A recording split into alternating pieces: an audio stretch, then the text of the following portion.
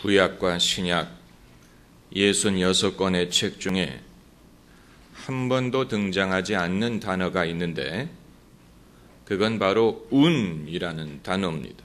운수, 행운, 불운, 재물운, 애정운, luck, fortune 이런 단어는 한 번도 등장하지 않습니다. 믿어지지 않으시면 여러분이 직접 검색을 해보면 됩니다.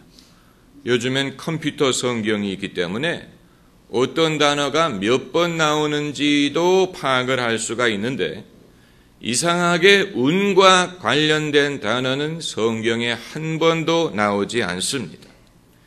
또 성경에 등장하는 어떤 인물도 자신의 삶을 해석하는 데 있어서 운이 좋았다든가 운이 없었다든가 행운이라든가 불운이라든가 이런 식의 해석을 하는 사람은 한 명도 없습니다. 그것이 성경 시대에 운이라는 개념이 아직 발달하지 않았기 때문에 그랬느냐, 운이라는 것을 몰랐기 때문에 그랬느냐, 천만의 말씀입니다. 운이라는 개념은 원시 시대부터 있었던 것입니다. 로마인들이 믿는 수많은 신 중에 포르투나라는 신이 있었습니다. 포르투나는 행운의 여신입니다. 고대인들은 자기가 통제할 수 없고 이유를 알 수 없는 우연히 발생하는 기륭 화복을 운 내지는 운명이라는 말로 이해하려고 했습니다. 가장 흔한 예가 도박을 할 때 누구는 돈을 따고 누구는 돈을 잃는 것, 그건 운에 의한 것이라고 믿었습니다. 또 불특정인에게 찾아오는 사고, 예컨대 누가 돌을 던졌는데 누구는 맞고 누구는 맞지 않았다면 이것도 운에 의한 것이라고 보았습니다. 오늘날 우리도 그런 식으로 생각을 많이 하지요. 달리 설명할 수 없는 기륭화복을 운이 좋았다라든가 운이 나빴다 이렇게 설명을 합니다. 거기에서 발달한 것이 무엇이냐? 미신이라는 것입니다. 미신은 운을 좋게 해준다고 사람들이 믿는 유사신앙을 일컫는 말입니다. 미신의 목적은 불운을 피하고 행운을 얻기 위한 것입니다. 미신에는 이유가 없어요. 왜 돼지 꿈이 좋으냐? 아무도 설명해 주지 않습니다. 그러나 옛날부터 전해 내려오는 이야기는 돼지 꿈을 꾸면 운이 좋다. 예로부터 미신을 갖고 있는 사람들은 많았습니다. 유명한 테너 가수였던 카루소는 미신이 많기로 유명했는데 그는 평소에 목걸이에다가 멸치를 걸어놓고 메고 다녔어요. 왜 그러느냐? 그게 자기에게 행운을 가져준다고 믿었기 때문에. 근거 없는 것이지요. 그러나 자신의 경험에 의하면 멸치를 걸고 다니니까 운이 따르더라 라고 생각한 것입니다. 농구선수 마이클 조던은 자기 유니폼 밑에 과거 처음 데뷔했을 때의 팀 유니폼을 따로 입고 경기를 한다고 합니다. 그 이유는 행운을 가져다 준다고 믿기 때문에 남 이야기할 필요가 없습니다. 우리에게도 그런 미신이 하나둘씩은 있기 때문에 미신의 힘은 무섭습니다. 그만큼 우리가 통제할 수 없는, 설명할 수 없고 예측할 수 없는 우연히 찾아오는 불운에 대한 두려움, 또 행운에 대한 바람이 우리 모두에게 있기 때문입니다. 오늘 본문에 나오는 이 나옴이라는 여성은 세상적으로 눈으로 볼 때는 정말로 운이 없는 사람이 고향에 흉년이 들어서 외국으로 이민을 간 것도 불행한데 그 땅에서 남편이 죽고 두 아들마저도 죽었습니다. 그래서 고향으로 돌아오게 됐는데 가난한 것은 예전이나 다름이 없고 이제는 남편도 없고 자식도 없고 빈 몸으로 돌아오게 되었습니다. 오죽하면 자기의 이름마저도 민망하게 생각하겠습니까? 나오미라는 이름은 즐겁다라는 뜻인데 그 이름에 대해서 자격지심을 느끼는 것입니다. 그래서 더 이상 나를 나오미라고 부르지 말고 마라라고 불러달라. 마라라는 말은 쓰다는 말. 나는 이제 나오미가 아니고 쓴 마라다. 이렇게 우리 보기에도 팔자가 기구한 여성인데 그럼에도 불구하고 나오미는 한 번도 내가 운이 없어서 내가 불운해서 이런 식으로 자기의 입장을 설명하지 않습니다.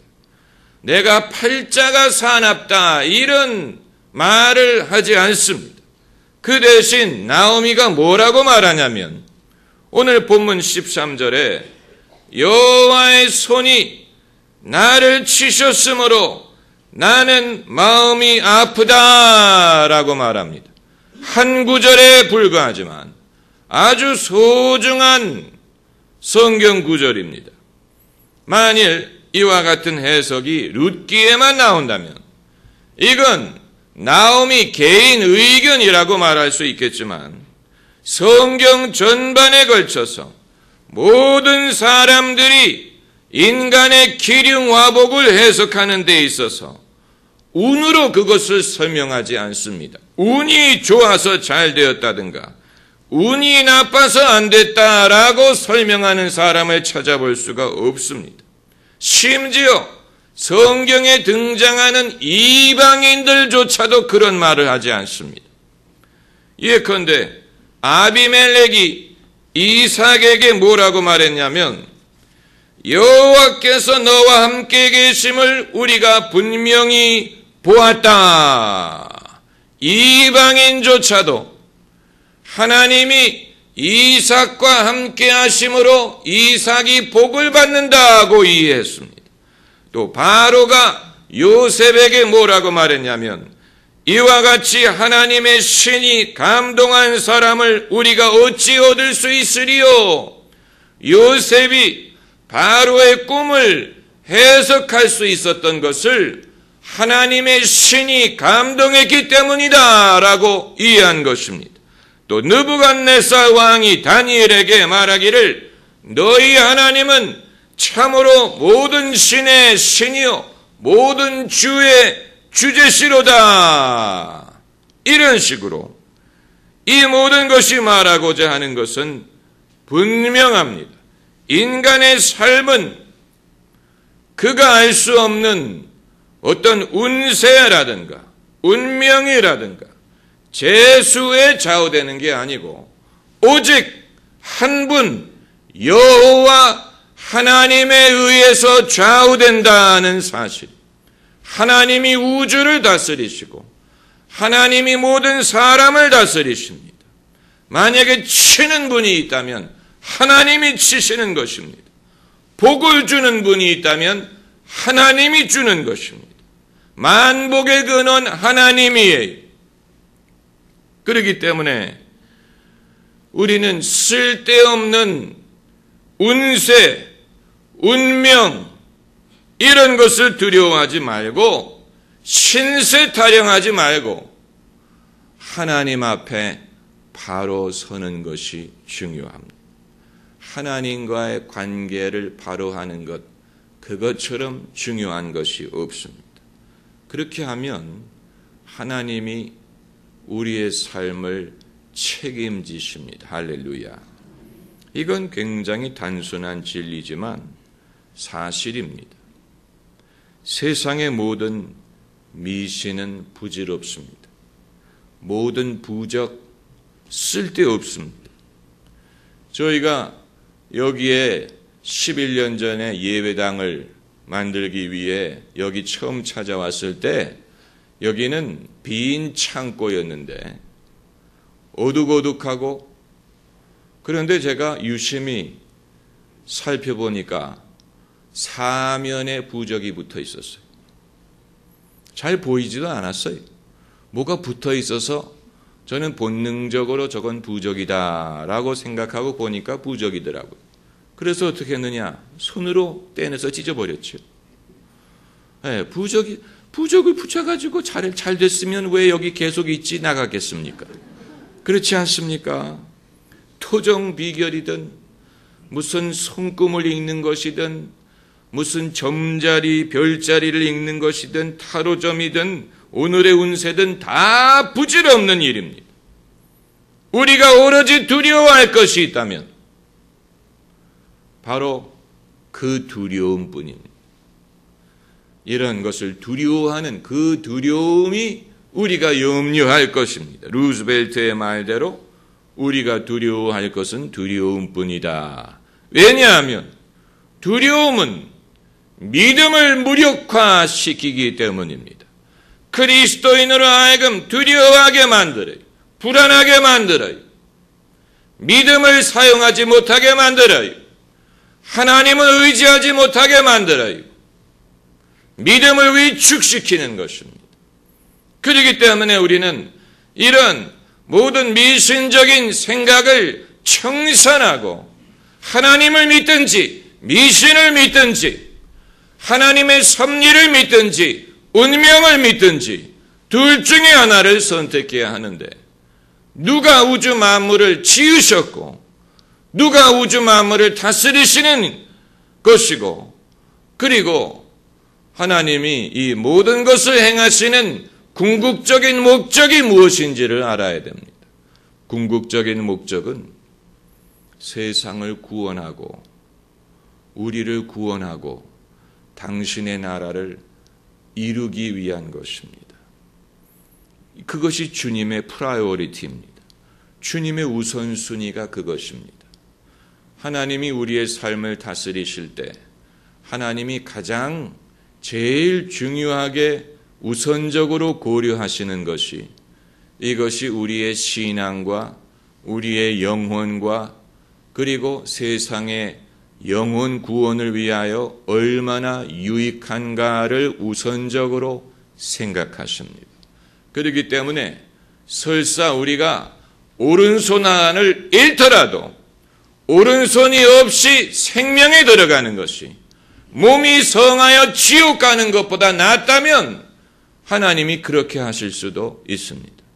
만일 우리가 재물을 잃어서 그 재물을 잃었기 때문에 우리가 구원을 받을 수 있다면 재물 없이 천국에 들어가는 것이 부자가 돼서 지옥 가는 것보다 낫다고 판단하시는 것입니다. 하나님이 행하시는 모든 일에 가장 중요한 우선순위는 영혼을 구원하는 것이고 세상을 구원하는 것입니다. 예수 그리스도를 보내신 이유가 그것입니다. 기독교적인 관점에서 인간의 역사를 해석한다는 것은 바로 그런 의미가 있습니다. 기독교적인 관점은 십자가의 관점에서 본다는 얘기요. 하나님이 왜 당신의 독생자를 보내셨는지를 기억하고 그리고 세상을 이해한다는 얘기입니다. 하나님이 세상을 이처럼 사랑하사 독생자를 주셨으니 이는 믿는 자마다 멸망치 않고 영생을 얻게 하려 함이니라. 기독교적인 관점에서 세상을 이해하는 것은 예수님 하나님의 독생자의 관점에서 보는 것이요 세상을 구원하기 위한 하나님의 섭리를 생각하지 않고는 이해할 수가 없는 부분이 있습니다. 때로는 우리에게 시련을 허락하셔서 우리가 몸은 아프더라도 인생은 괴롭더라도 그것 때문에 영적으로 강건하게 되고 영적으로 깨어나게 되고 하나님을 찾게 되고 회개하게 되고 거듭나게 하고 회심하게 하고 또 하나님의 뜻을 깨닫게 되고 하나님의 뜻을 구하게 되고 순종하게 된다면 그건 하나님도 기뻐하시는 것이요 우리에게도 결국은 복이 되는 것입니다. 그게 복입니다. 우리가 복을 누리려면 하나님이 주시는 복을 누려야죠. 하나님이 없는 복, 그건 위험한 것입니다. 그것처럼 위험한 것이 없습니다. 여러분, 예수님이 십자가에 달려 죽으신 골고다 언덕, 골고다라는 이름 자체가 재수가 없습니다. 해골이란 뜻입니다. 골고다 언덕이 해골처럼 생겼기 때문에 해골이란 이름을 붙였습니다. 그곳은 죄수들을 처형하는 무서운 장소입니다.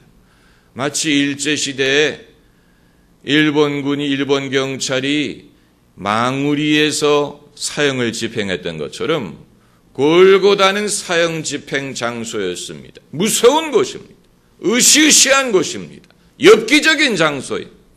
그런데 예수님이 거기에서 십자가를 지고 돌아가셨기 때문에 골고다 언덕은 이제는 최고의 성지가 되었어요.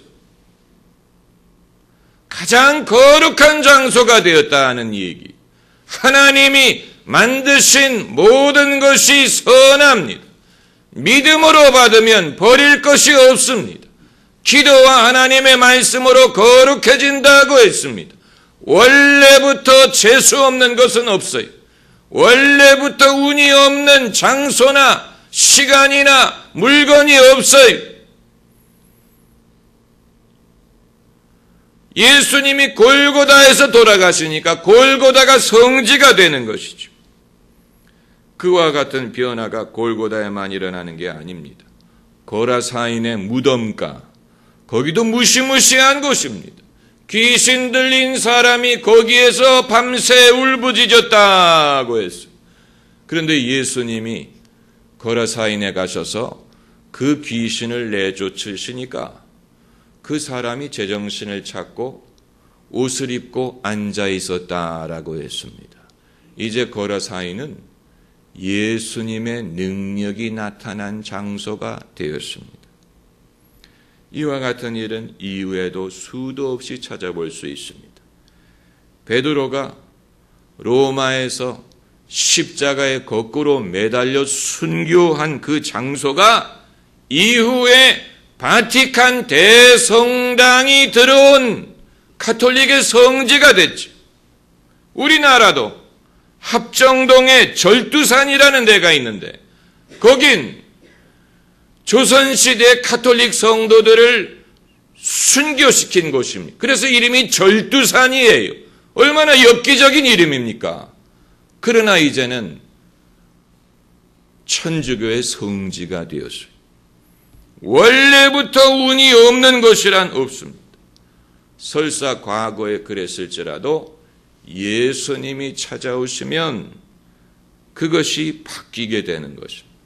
예수님이 가나의 혼잔치에 찾아오셨더니 포도주가 떨어졌을 때 더 좋은 포도주를 만들어 주신 것처럼 예수님이 베드로의 집에 찾아오셨더니 그 장모가 열병을 앓고 누워있는데 예수님이 열병을 내쫓으시고 그 장모가 일어나 예수님을 수종들었던 것처럼 여러분, 이 모든 것에서 우리가 얻어야 될 교훈이 무엇입니까? 사람들이 왜 불운을 두려워합니까? 설명할 수 없는, 바꿀 수 없다고 생각하기 때문. 제가 가끔 성도들을 만나서 대화할 때 듣는 얘기가 인생이 풀리지를 않는다. 운이 따라주지를 않는다. 운이 풀리지를 않는다. 이런 식으로 생각하면 여러분 앞이 보이지 않습니다. 그것처럼 답답하고 사람의 마음을 불안하게 만드는 것이 없습니다. 운이 풀리지를 않는다. 운이 따라주지를 않는다. 그런 생각 자체가 하나님이 역사하실 수 있는 기회를 부인하는 것입니다. 운이 중요한 게 아니에요. 운이 풀리지 않는다는 게 도대체 무슨 말입니까? 그건 그리스도인에게는 합당한 것이 아니고 이런저런 거 생각할 필요 없이 한 가지만 생각하면 됩니다. 선교사들이 우리나라에 처음 찾아와서 보니까 조선시대 사람들이 미신이 너무 많았어요. 섬기는 귀신들이 너무 많았어요. 그래서 선교사들이 뭐라고 전도를 했냐면 그런 모든 귀신들 다 염려하지 말고 야소 귀신 한 분만 섬겨라 그랬어요. 예수님 한 분만 섬기라는 얘기입니다. 예수님 한 분만 섬기면 그 이외의 것들은 염려할 필요가 없다. 이런 식으로 그 조선시대 사람들의 정서 속에 신앙을 전했습니다.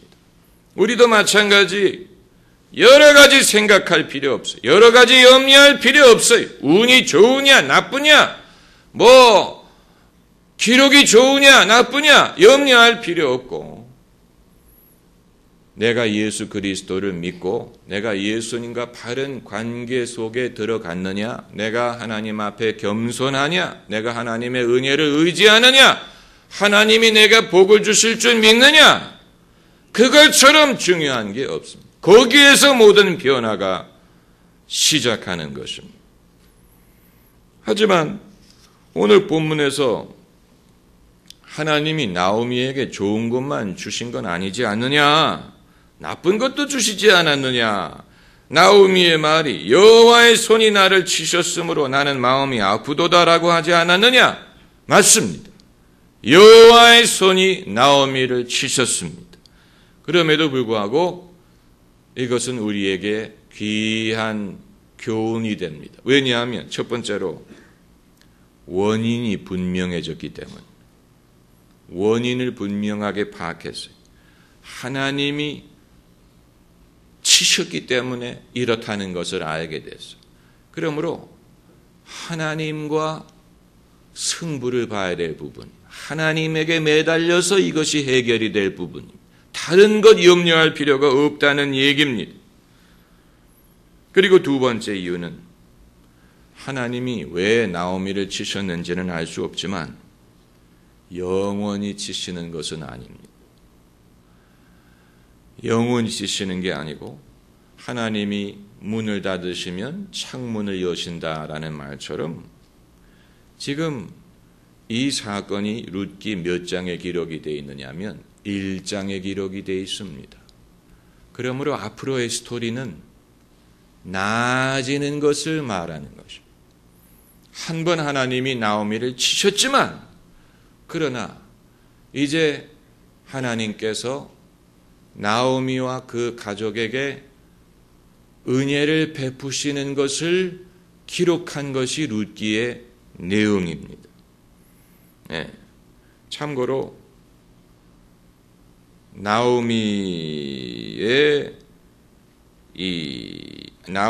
불행에 대한 하나님의 은혜가 룻이라는 며느리를 통해서 온다는 사실을 주목할 필요가 있습니다. 때로는 한 사람의 아픔이 다른 사람을 통해서 치유가 되는 경우가 있습니다. 한나의 아픔이 사무엘을 통해서 치유가 되는 것처럼 또 세베대의 가정이 그 아들 요한과 야고보를 통해서 구원을 받는 것처럼 유니게의 믿음이 그 아들 디모데를 통해서 열매를 거두는 것처럼 야곱의 가문이 요셉을 통해서 건짐을 받는 것처럼 때로는 하나님의 구원이 옆에 있는 사람이나 가족이나 자식을 통해서 올 때가 있는데 나오미에 대한 하나님의 은혜가 그의 자부 룻을 통해서 옵니다. 이건 그냥 덤으로 말씀을 드리는 것입니다.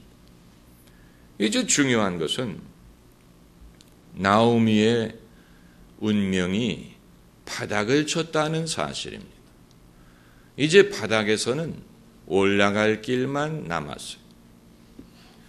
개구리 2마리가 우유통에 빠졌어요. 그래서 그들이 우유통에서 나오려고 했는데 나올 도리가 없었어요.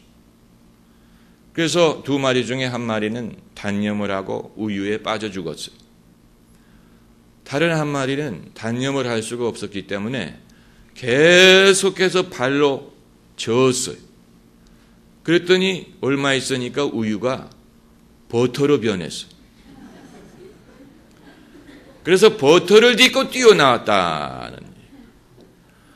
여러분, 이 처음부터 우유가 버터가 되는 게 아니, 저었다 보니까 우유가 버터로 변하고 그것이 바닥이 돼서 거기서 뛰어나올 수가 있었다는 얘기입니다. 여러분, 하나님은 졸지도 않고 주무시지도 않습니다. 하나님이 끝났다라고 말씀하시기 전에는 끝난 게 아닙니다. 하나님은 끝나지 않았어요.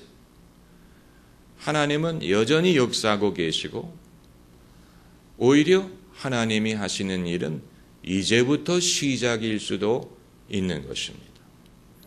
기도하십시다.